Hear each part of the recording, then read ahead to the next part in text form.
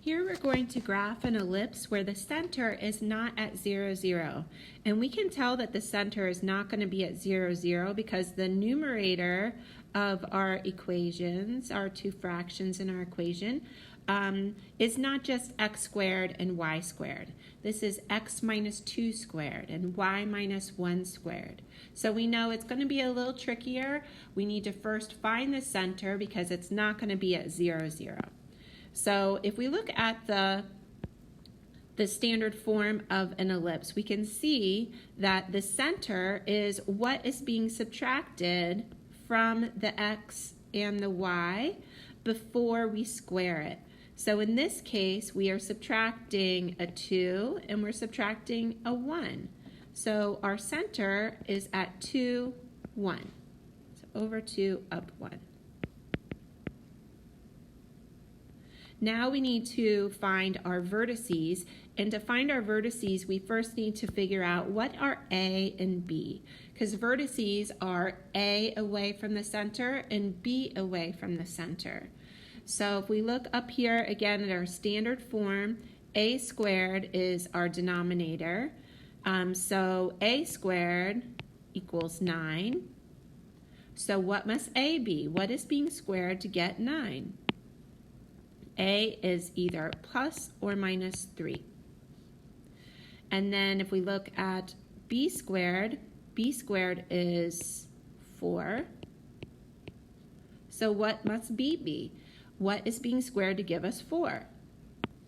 Positive or negative 2. So now that we know what A and B are, what we're doing is we are starting with our center, and A to the right and left of the center. If you look here, what we're doing is we're taking the A and we are adding and subtracting it to our x coordinate of our center. So I have 2 plus 3 because A is 3, and the y coordinate stays the same. And then 2 minus 3 is negative 1, and the y coordinate stays the same.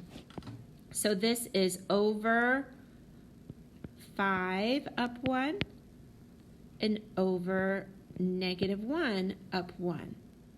Or you could have just said, okay, if A is 3, I'm going to go from the center and I'm going to go 1, 2, 3 to the right, 1, 2, 3 to the left to find your two vertices. So either one of those methods works.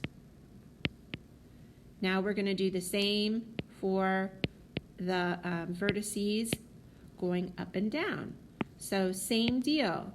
If we start with our center 2, 1, notice the x coordinate stays the same, but the y coordinate we're going to either add B or subtract B.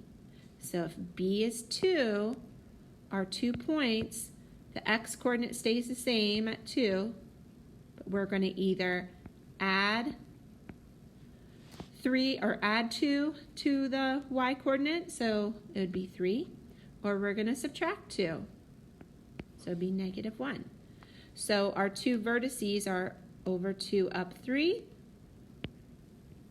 over 2 down negative 1.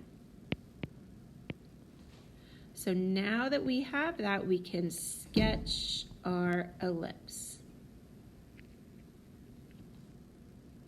So before we move on to the focus, or the foci, we need to talk about what is our major axis and our minor axis.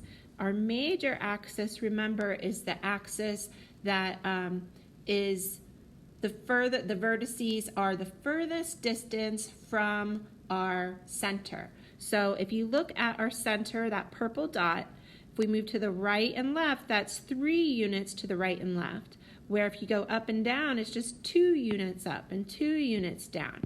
So going to the right and left, that would be our major focus, or major axis. And going up and down would be our minor axis.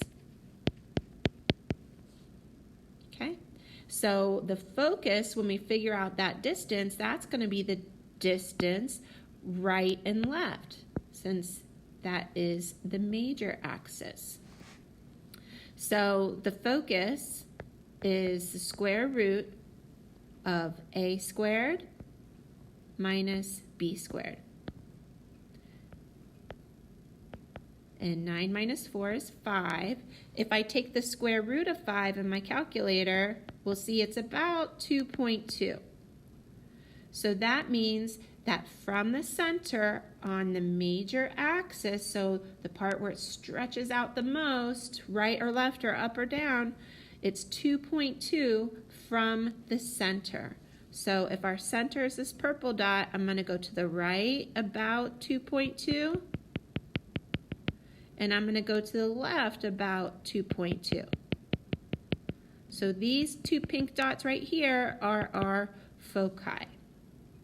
And then the last step is to measure the eccentricity. And this is a measurement of how close our ellipse is to a circle. And so eccentricity, again, is related to the focus. We're just taking the a squared minus b squared, and we're going to divide it by just what a is. And remember, a is 3. So it's the square root of 5 over 3, which if you put that in your calculator, it's about 0.75. So this is pretty close to 1, so it's pretty close to a circle shape. It's pretty round. And these are all of the key features of this ellipse.